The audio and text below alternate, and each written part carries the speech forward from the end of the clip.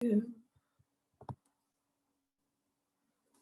I don't know if you guys are like me, where all of a sudden I hit it and then I'm like, oh, my video is not how I want it. The sound is not how I want it. So yeah, make sure you guys are comfy and can hear us, got your volume going.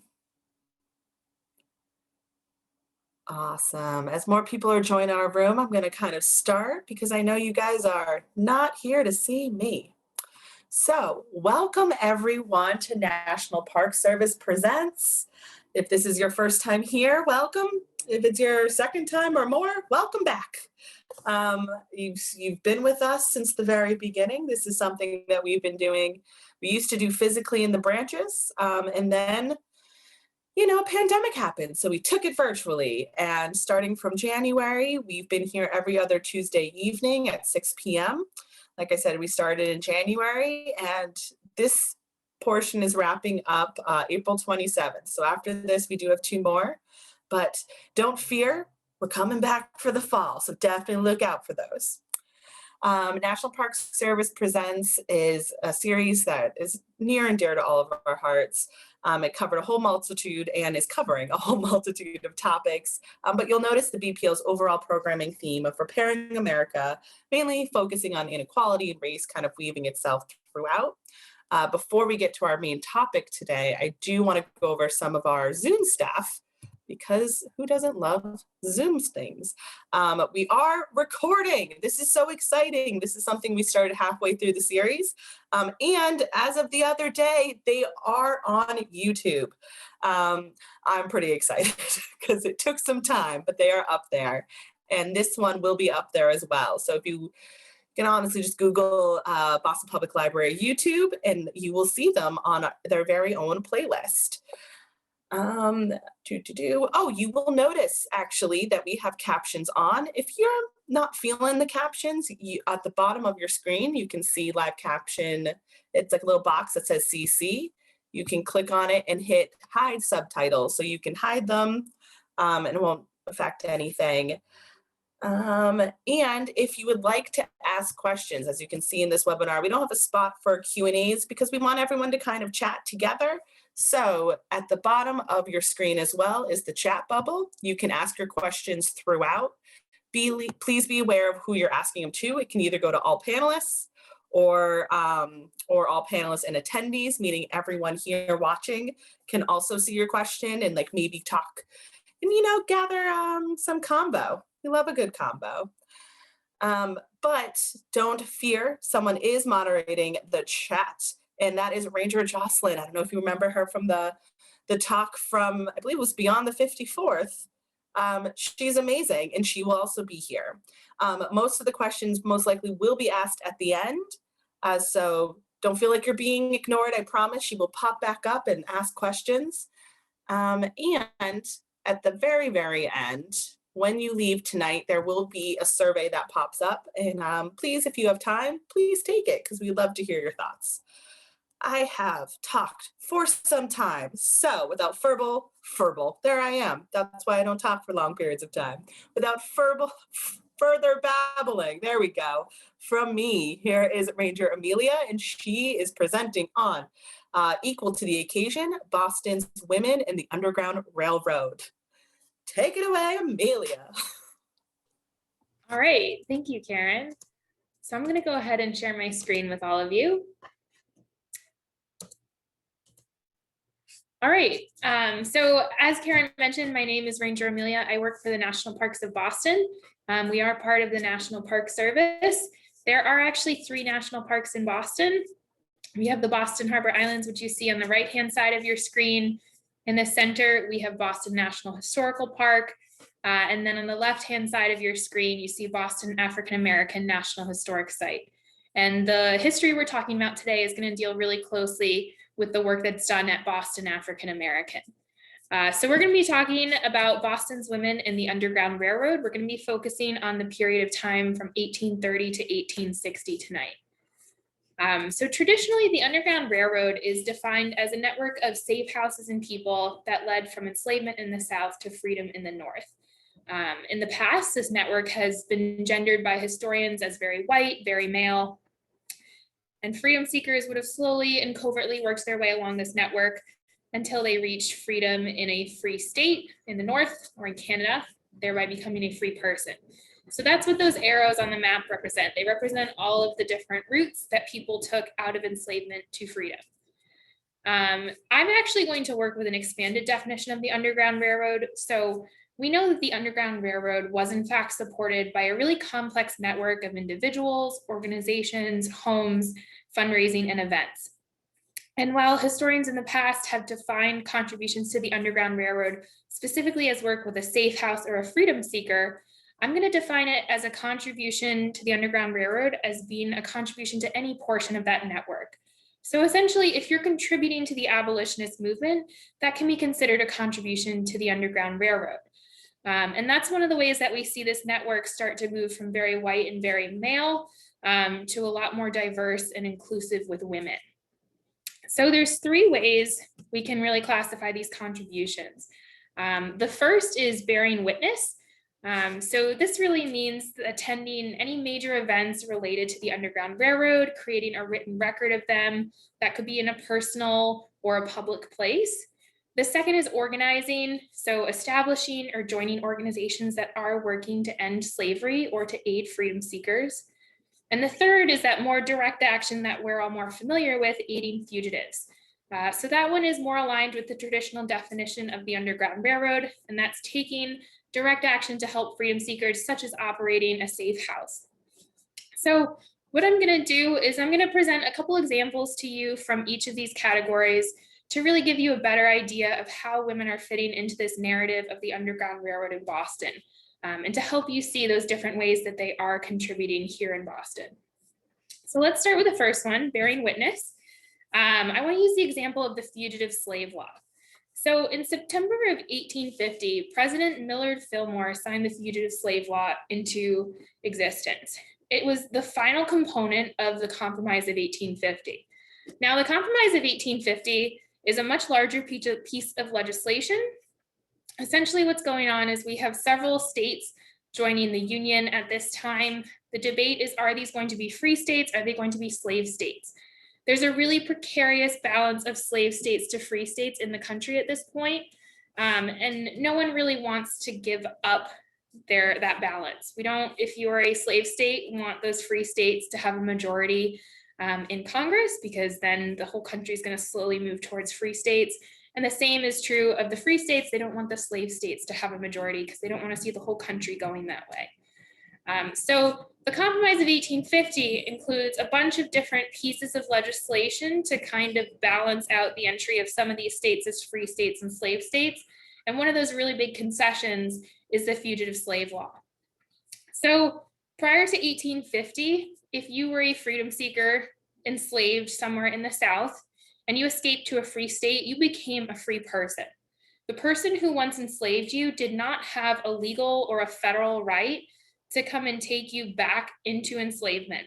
And really, that's what's going to change with this Fugitive Slave Law. It says that now slave catchers have federal authority to recapture freedom seekers in free states with a warrant.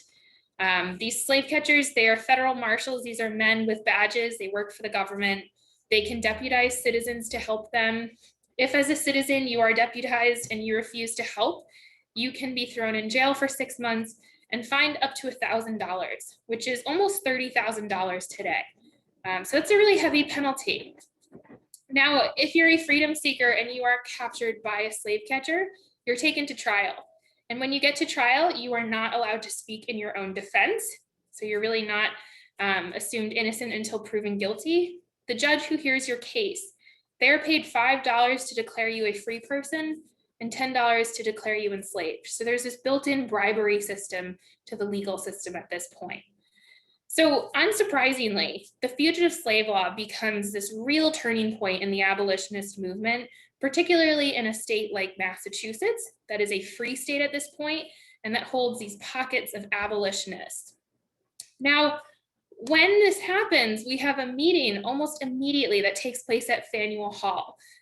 So on October 14th, 1850, a lot of Boston's leading abolitionists gather at Faneuil Hall to discuss the fugitive slave law, discuss a course of action against it. How are they going to oppose it? How are they going to successfully circumvent it? Now, the woman you see on the left is a woman named Caroline Dahl. She was a white Bostonian, and on October 14th, 1850, she was actually supposed to go up to Lynn, but she felt sick, so she stayed home. However, this is her journal entry from later that week, from October 20th. And I just want to share with you that quote that's highlighted in the middle. It reads, "I could not resist going to the meeting at Faneuil Hall in the evening. It was a grand meeting. There was but one feeling among the 6,000 persons assembled there, and that was to trample this law underfoot." So this gives us some really good insight into how Caroline Dahl feels about the fugitive slave law. She doesn't feel great. She feels sick, so sick that she stays home from some of her other obligations. Yet she feels so strongly drawn to this meeting. She feels that her presence is necessary, that she takes her sickly self down to Faneuil Hall to attend that fugitive slave law meeting. And not only that, but this meeting makes such a strong impression on her that she then feels compelled to write about it almost an entire week later in her journal, creating this written record of how she perceived that event and what her experience was like. Now, women are also really central to events such as trials and renditions. And that's kind of where the story of Anthony Burns comes in. So Anthony Burns, he's the man you see on the left. He was born into enslavement in Virginia, and he escaped in early 1854 up to Boston. Just a couple months later, though, he was actually recaptured by slave catchers. So he was immediately placed on trial as a fugitive escaped person. Now, Boston's abolitionist community rallies around Anthony Burns immediately. And they hatch a couple of different plans for how they can help rescue Burns. They try to break him out of the courthouse, which has worked in the past. They provide him a lawyer so that he has legal representation at his trial. They also try to purchase his freedom from his enslaver, but that enslaver refuses to sell him. Now, there is such militant opposition from Boston's abolitionist community that the entire city is placed under martial law by President Pierce, which means that roughly 2,000 federal soldiers and Marines, along with a federal ship, are sent to Boston to return Anthony Burns to enslavement and to enforce that same federal fugitive slave law that Caroline Dahl protested against at Faneuil Hall just 4 years before. Now, Burns is convicted, and on that day, he is marched down State Street, which is the image you see on the right-hand side of your screen, from the courthouse all the way down to the docks to a ship that takes him back to enslavement in Virginia. Now, on this day, Boston is at a standstill. Businesses are closed, American flags are hung upside down. There's a coffin painted black with the word liberty written on it that's hung above State Street. And thousands of men and women crowd the streets of Boston to watch as Anthony Burns is marched back to that ship and to enslavement. Now, we know from different accounts that women were a huge number of those who witnessed not only the trial, but the rendition of Burns back into enslavement. And many of these women actually recorded testimonials of the event in letters and journals. And in doing so, these women are creating a historical record that includes them. So one example of this is a woman named Martha Russell. And in her journal, she wrote, "Did you ever feel every drop of blood within you boiling and seething, throbbing and burning, until it seemed you should suffocate? Did you ever set your teeth hard together to keep down the spirit that was urging you to do something to cool your indignation that good and wise men should call violence treason? I have felt all this today. I have seen that poor slave Anthony Burns carried back into slavery." So Martha Russell's words capture that incredible anger and sense of helplessness that Bostonians were feeling in this moment. She's providing a written record of these events that provides insight into how Boston's women perceived and contributed to some of those triumphs and failures of the Underground Railroad in Boston. Now, from the accounts of Martha Russell and many other women, we know that women were not only present, but that they were deeply impacted by this event. She's using really strong language to describe how she's perceiving this event, which is showing that not only were women invested in the case of Anthony Burns, but they were invested in the larger abolitionist movement and success of the Underground Railroad as a whole. Now, frequently, women's investment in the Underground Railroad drove them to join organizations.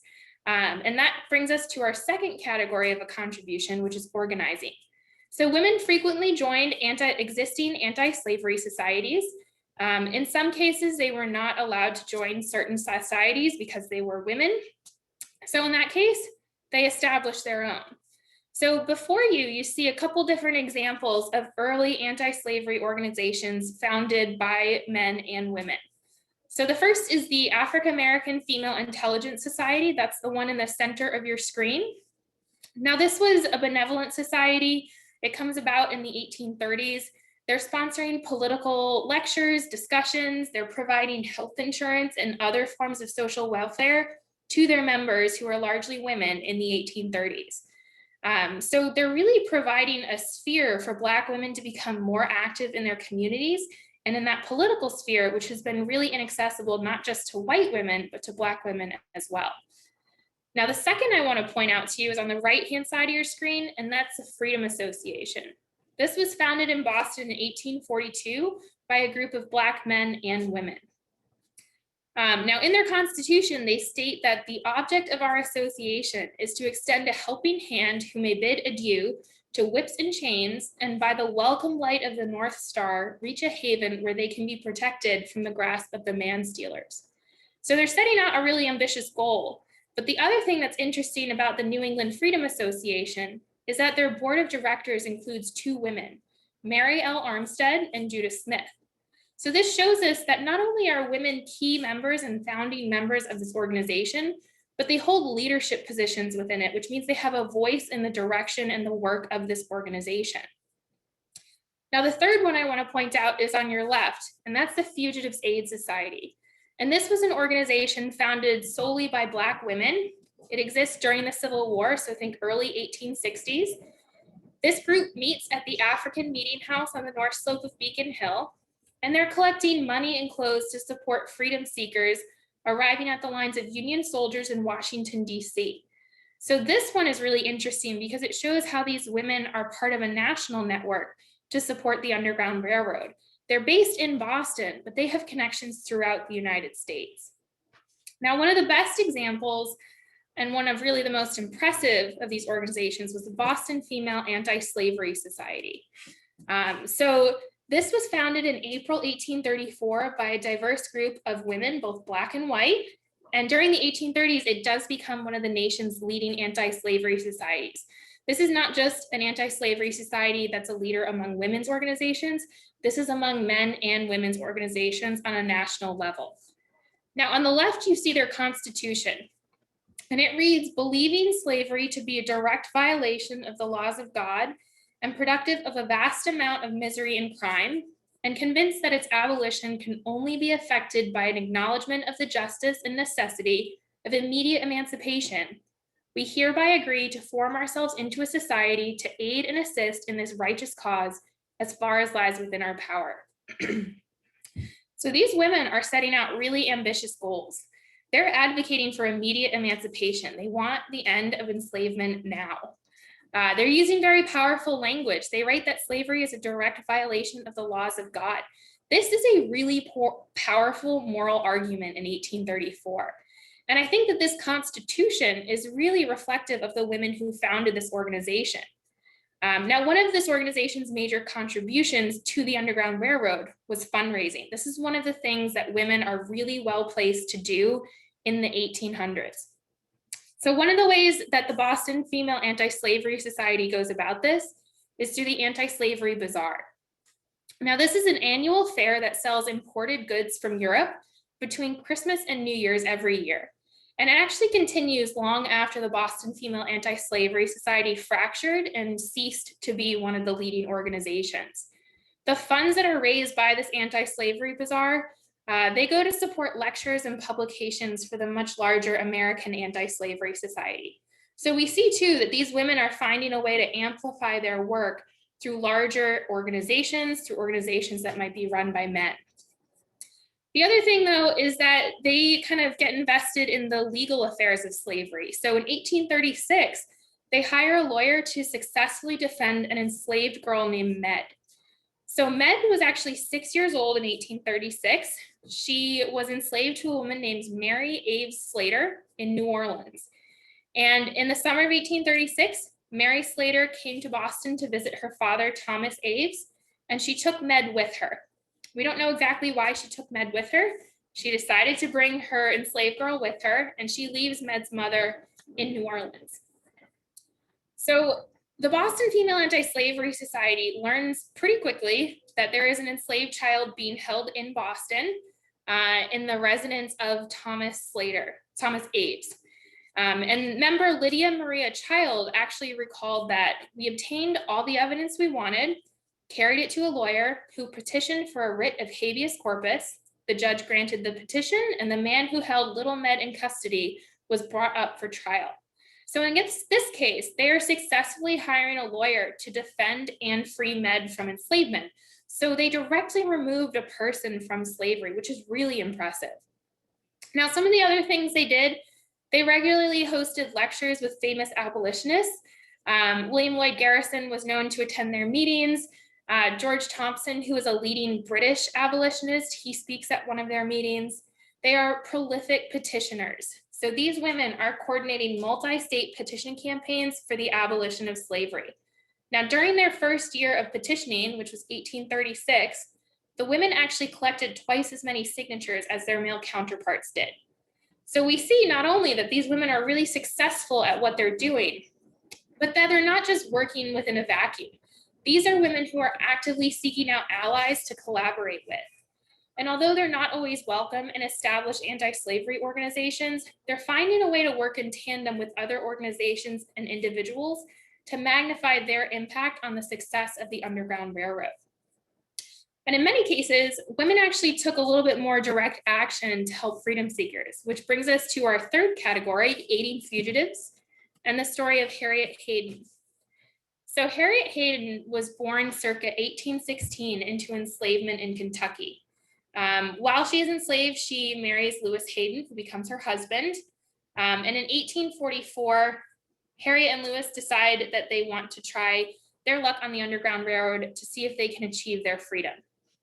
So in 1844, they successfully escaped from enslavement in Kentucky with their son Joseph. They go first to Canada and to Detroit. But by 1847, they feel really strongly that they want to be a part of the free Black community in Boston, that they want to actively contribute to the Underground Railroad. So in 1847, they move to Boston. Harriet and her husband become really important and respected pieces of the free Black community here. And they move into this house, 66 Phillips Street, that you see on the right-hand side of your screen. And then Harriet begins operating it as a safe house on the Underground Railroad. This home was known to be the safest safe house on the Underground Railroad. So think about it. We saw that map earlier. We saw all those different routes out of enslavement. There are thousands and thousands of people and houses that are part of that network. And it's Harriet Hayden's home in Boston that people come to know as the safest safe house on that entire Underground Railroad. That is an incredible achievement. Now, Harriet, on a day-to-day basis, she is providing food, clothing, information, and a place to sleep for these freedom seekers who come to her home. She is kind of their touchstone in Boston. She's helping them get oriented to the city. She's advising them on who and where they can go next for refuge. And then she's putting them in contact with people who can help them either find a place to live in Boston as they become part of that community, or someone who can get them out of Boston and further north. Now, it's estimated that between 1850 and 1860, over 100 freedom seekers stayed at the Hayden House. Now, this is just a number that we can back up with documentation. The Underground Railroad is notoriously underdocumented. So in reality, we believe that that number was many times that. Unfortunately, Harriet Hayden is not often credited for her work with the Underground Railroad. If you look at the image in the center of your screen, that is the plaque that hangs outside the Hayden House. And you will notice that it does not mention Harriet on there at all. So this is actually not that unusual. Unfortunately, in the 1800s, women were legally subsumed under their husbands, under their fathers, which means that their names often aren't entering the historical records. Or if they are, their contributions are entering historical records under the names of their husbands or their fathers. And that's exactly what happens with the case of Harriet Hayden. So Harriet's husband, Lewis, becomes a really prolific Underground Railroad operative and abolitionist in Boston. This is a man who is constantly out and about circulating around the abolitionist community in Boston. He's running a used clothing store. He has contacts throughout Boston with the abolitionist community. And he's helping to orchestrate a lot of the work that goes on to keep freedom seekers safe once they enter Boston, and then to move them on to other locations. Now, because of this, it's Lewis Hayden who gets the credit for really all of the work that Harriet and Lewis did together. Now, I just want to reference that Stephen Kantorowicz, who wrote the book More Than Freedom, which is a real deep dive into this community on the north slope of Beacon Hill and their activism, he acknowledged that only one name entered the records of the city's lawyers and bookkeepers, but the couple's labors were complementary and mutually necessary. So what Harriet is doing in her home is very much helped along by her husband's contacts. Her husband's helping to kind of funnel people to her. But in the same way, what Lewis Hayden is doing in the public, he cannot do without what Harriet Hayden is doing in their home. She is operating this home as a boarding house for freedom seekers, and people are constantly coming into her home. They're being welcomed, fed, clothed, given a place to stay, and then they're being moved on to the next location. So although it's only Lewis's name that we see on the plaque outside the Hayden house or in a lot of the record books, we know from different accounts that Harriet was just as important as her husband in the lives of these freedom seekers. Now, what's interesting about Harriet too is that after her husband Lewis died, she actually donated money to Harvard Medical School to establish a scholarship for Black medical students. And that's a scholarship that still exists today. So we see the legacy of this woman really living on, not just through the 19th century, but into the 20th and the 21st as well. Now, another woman I'd like to talk to you about is a woman named Jane Johnson. So Jane Johnson was born into enslavement. And we know that in 1855, she was enslaved to a man named John Hill Wheeler in North Carolina. And she also had 2 sons under the age of 12. Now, that year, Wheeler was actually appointed U.S. minister to Nicaragua, which meant that he was going to need to move to Nicaragua. And he decided that when he moved, he was going to bring Jane and her sons with him. Now, on his way to Nicaragua, he's traveling from North Carolina, remember, he decides to go up to Philadelphia, which is located in the free state of Pennsylvania. In Philadelphia, Wheeler leaves Johnson and her 2 sons on the boat that they'll be departing the city in, while he goes to a hotel to have dinner. Now, at that time, Johnson notices a couple of colored people, and she tells them that she wants to escape. They don't give any indication to Johnson that they've heard her, that they're willing to help her, that they're going to turn her in. But what they do is they immediately get word to William Still, who was one of the leaders of the Philadelphia Vigilance Committee. Now, Still and another man named Passmore Williamson, they come to the rescue of Jane and her sons. They immediately come down to the boat where she's being held with her sons. They walk on board and they start just having a conversation with her to kind of ascertain whether this is the woman they're supposed to be helping. And Johnson actually described this moment herself later in court testimony. And she says, "He held out his hand but did not touch mine, and I immediately arose to go with him.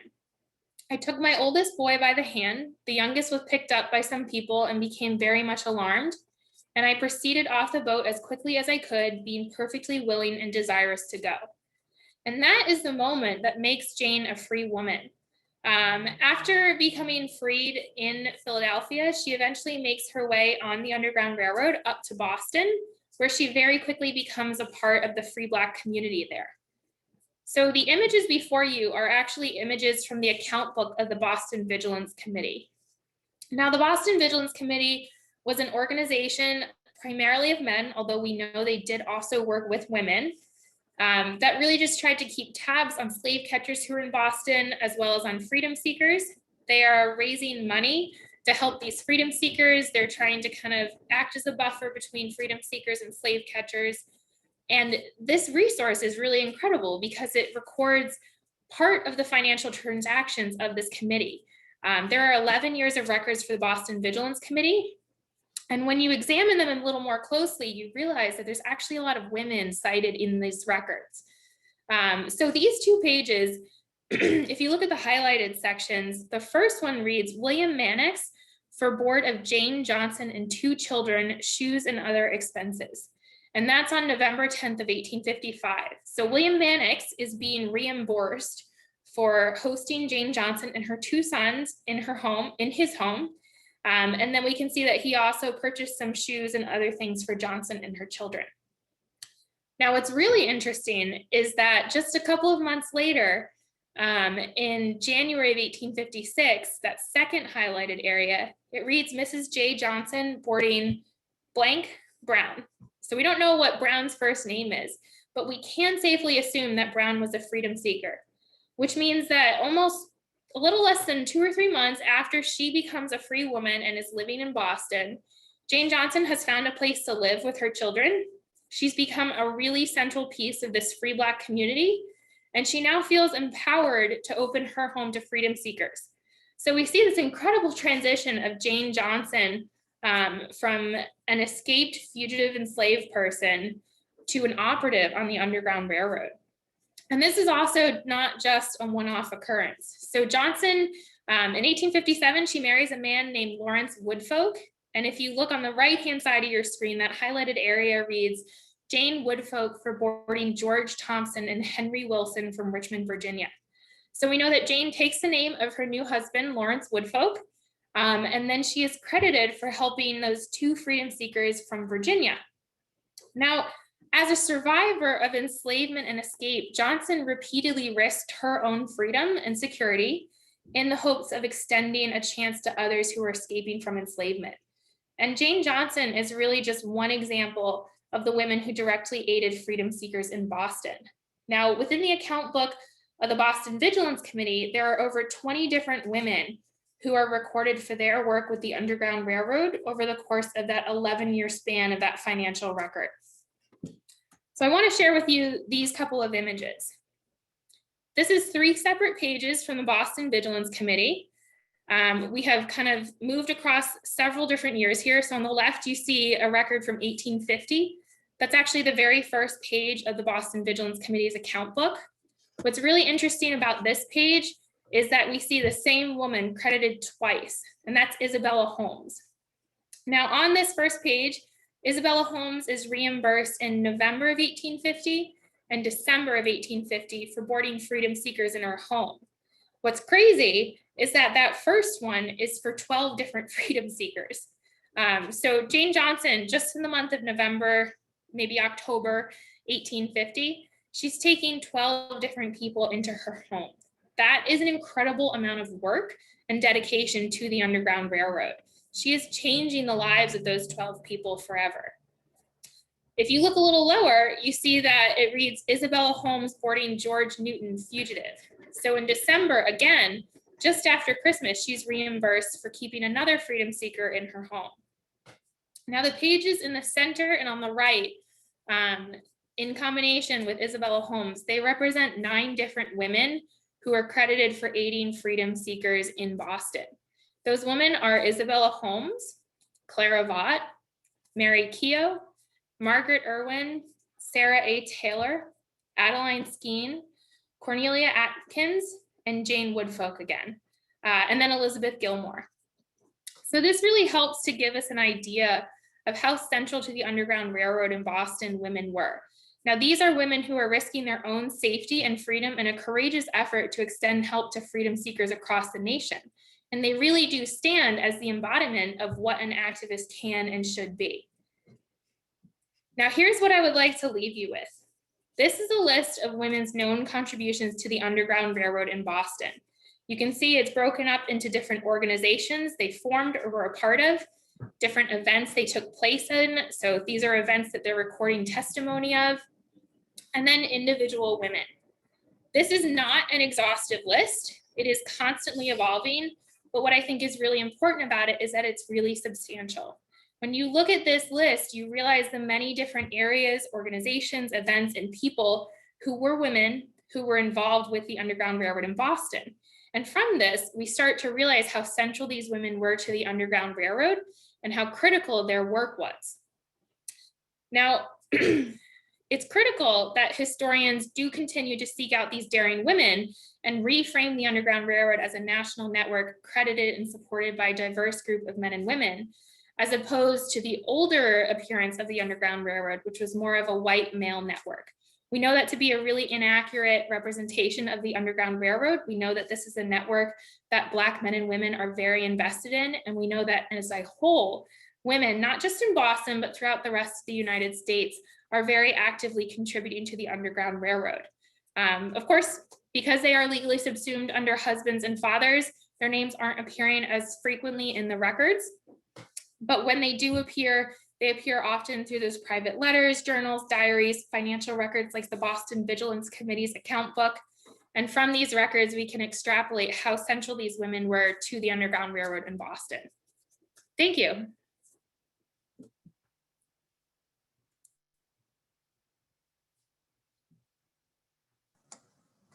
All right, excellent program, Amelia. We have some really good questions that have come through.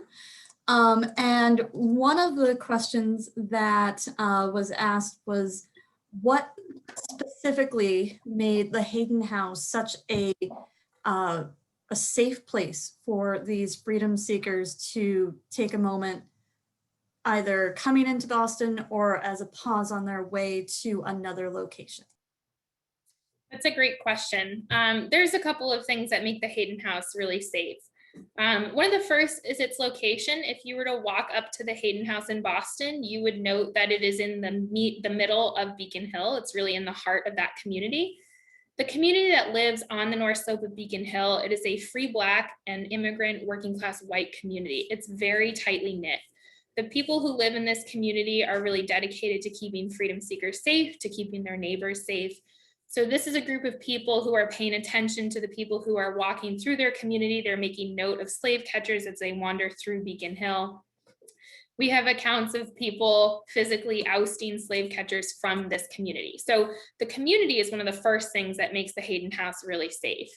One of the other things, though, is that Lewis Hayden is not pretending to not be a safe house on the Underground Railroad. He is very obvious about the fact that both he and his wife are operating a safe house.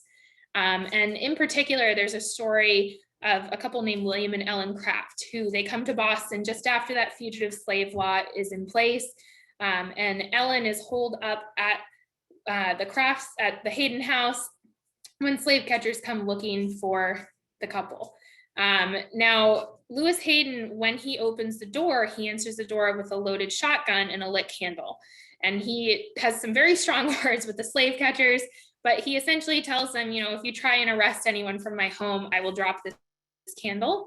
And then he opens the door a little wider and shows them that he has a keg of gunpowder in his living room. So Lewis and Harriet Hayden were willing to give their own lives for the protection of the Crafts. This is kind of the mentality they consistently operate their safe house with throughout the 1840s and 1850s. Lewis Hayden also used to stack his rifles in the window. So he knows that he's on the Underground Railroad, as does Harriet, but they've made the decision to be really obvious about it, to be a bit more militant about it. And that's part of what really keeps them safe and those who are staying with them safe. I think that dynamite is a good way to keep people from attacking your home, most definitely. Another question that a lot of people are interested is, how did you go about finding these names? It seems like you had to do a lot of digging and looking for shadows of people rather than direct traces. So can you talk about your method a little? Sure. So I actually began this project as a thesis for my master's in history. It started out just as a term paper because I didn't think there was that much that women had done for the Underground Railroad in Boston. I thought they were going to be really hard to find. They are hard to find. However, I came across a couple of different sources that were really instrumental. So the first is that account book of the Boston Vigilance Committee that I talked about.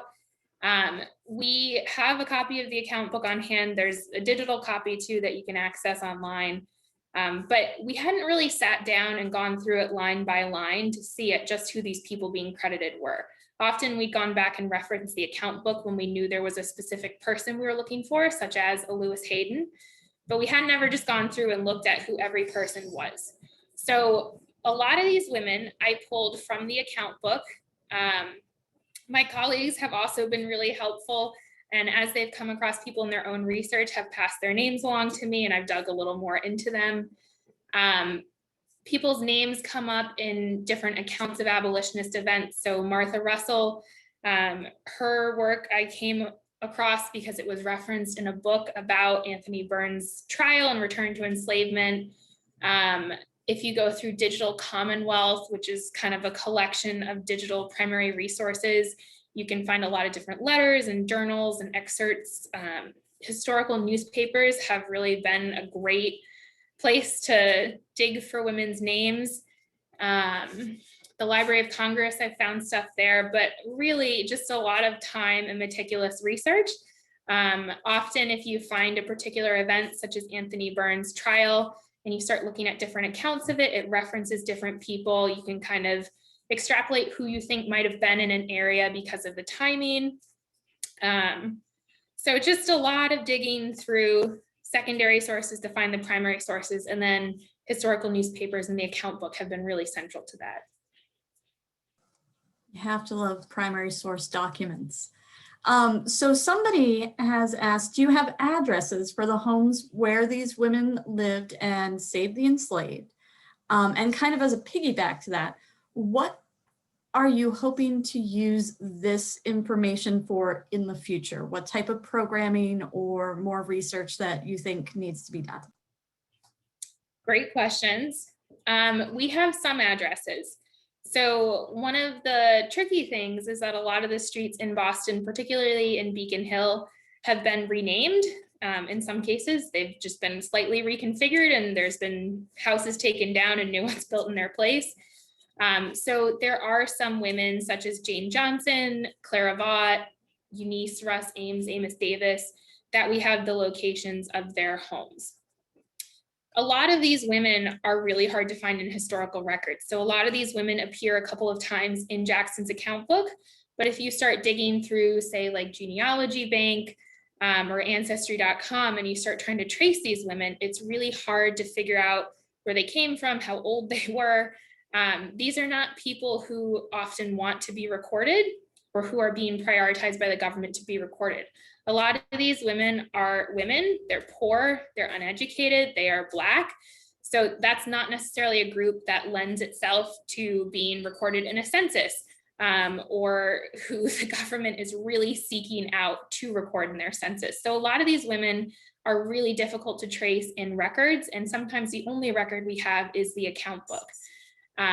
We have located probably 10 to 12 women across Beacon Hill and Boston that we know the locations of. We can hypothesize that because these women are working really closely with the community on the north slope of Beacon Hill and with a lot of men, that they live in that general vicinity. And if you were to look kind of online, we have this great resource called Boston, a Hub of the Underground Railroad. And there's a map on there that maps out all these different sites in the Underground Railroad in Boston. You really do see that cluster on the north slope of Beacon Hill. In terms of where I would like to see this research go, programs like this are part of it. A lot of people have not spent a lot of time researching the women of the Underground Railroad in Boston. That's a pretty niche topic. However, I think bringing women into the conversation about what the Underground Railroad actually looked like and how it worked is really important. In a lot of ways, we have a very lopsided understanding of what the Underground Railroad is. We're crediting most of this work to men, and often we credit it to white men before we credit it to Black men and women. And that's just incorrect. Yes, everyone is central to the Underground Railroad, but we want to make sure that we are recognizing the group that has not been yet recognized and credited for their work. So I'd love to see it through programs like this. We have a couple of education programs that we've built out from this that we do with Boston Public School students, Girl Scout troops, really any group that's inquiring about a virtual program at this time. I think that because there's a really strong free Black community in Boston whose women are central to the Underground Railroad, I think if I were to start digging into Philadelphia, New York, Albany, any of those cities that have really vibrant free Black communities around the same time, I think we would find a wealth of women in those areas as well. It's just a question of finding the right sources to be able to pull those women from. And then in terms of further resources, I think that was part of the question. On that Underground Railroad Hub, We also have a video series that was just recently curated that really dives into what we were talking about here, just in a different format. But keep your eye on that portion of the site, because we will be adding different articles and resources there in the coming months. So just a few more questions, but you teased a little bit about what happened to Anthony Burns here in Boston, and talking about the fugitive slave law. Can you kind of give people the conclusion of that story? Yeah, so this is a really inspirational story. Anthony Burns, in May of 1854, is put on that ship and returned to enslavement in Virginia. However, the community of men and women here in Boston, they refuse to give up.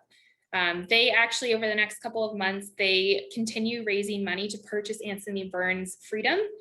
6 months later, they do purchase his freedom from his enslaver. He returns to Boston as a free man, and then he actually goes to Oberlin College, where he becomes educated. Anthony Burns actually dies pretty young, so he has a bit of a tragic ending to his life, but what's really incredible is that he was able to become a free person, and that this community was really tenacious in trying to achieve that freedom with him. Yeah, and as Susan points out in the comments, he actually ends up going to Canada like a lot of African Americans do in this time period. So our final question might be the trickiest one for you to answer succinctly. And it is, how are you and how can we be inspired by these women today? Oh boy. That's a really difficult question. I talked a little bit about this at the very end. This is a tricky position because we are the National Park Service. We are part of the government, so we can't give political opinions, at least not in uniform. But I think we can learn so much from these women and from the way they dedicated themselves to their cause and from the change they were able to affect, not just within their community or their immediate circle, but throughout the country. Remember, this is a national network that they're creating and working with. I think they really do stand kind of as the epitome of what an activist can and should be. They dedicate themselves completely to this cause. A lot of these women, like Jane Johnson, they come from enslavement and they do not have a lot of power or agency within this society at that time. They know that if they are caught helping someone escape from enslavement, that could be the end of their own freedom. They also know that just by living in Boston as a Black person, they could be recaptured and sold back into slavery. I think it takes an incredible amount of courage, not just to remain in the United States during this time after you've escaped from enslavement, but to then take that knowledge of enslavement and the Underground Railroad, turn it around and begin contributing as an operative and helping to empower others escape from enslavement. I think this is really important work. I think, as I said before, it's really important that we understand that the Underground Railroad is upheld not just by white men, but by Black men and women as well. I think reframing the narrative and making it a little more accurate is really central to understanding where a lot of the beliefs and conflicts we have in our society today come from. As historians, we know that everything is connected, that there's a huge domino effect throughout history and one thing links to the next. So I think when we talk about really wanting to understand where our society is today as a whole and where people's places in that society are, we need to look backwards and really understand where all these groups of people started, where they came from, and what they experienced. So for me, I find these women really inspirational because as people with very little political power, money, they were able to completely dedicate themselves to a cause, and they were able to change many, many lives in the process. That's an excellent note to end this wonderful program on. However, if anybody wants to continue their learning and journey with us, we do have 2 more programs coming up with the Boston Public Library. One is called Escaping Unfreedom, How Cuff Whittemore Used His Military Service to Claim His Freedom. And that's at 6 p.m. on April 13th. And our final program of the series is called Monuments and Memory, a Confederate marker in Boston, talking about the Confederate marker from George's Island. That is on Tuesday, April 27th at 6 p.m. And we hope to see you all there. And thanks again to Amelia for sharing her wonderful research. And thanks for attending, everybody. Back to you, Karen. My mind is blown. It's just, that was absolutely epic. And what a way to wrap up Women's History Month. I am personally biased. One of my favorite months is Women's History Month. This has been absolutely amazing. If you guys, anyone still has questions, you can feel free to email ask@bpl.org. That's ask@bpl.org. They'll come to me, our research librarians, or also if you're like, hey, what was something that Ranger Amelia said? I'm happy to also forward that on as well. So your answer might not come the very next day, but it will eventually get there. Thank you so much for everyone who joined, and we hope to see you in a couple weeks. Have a great night.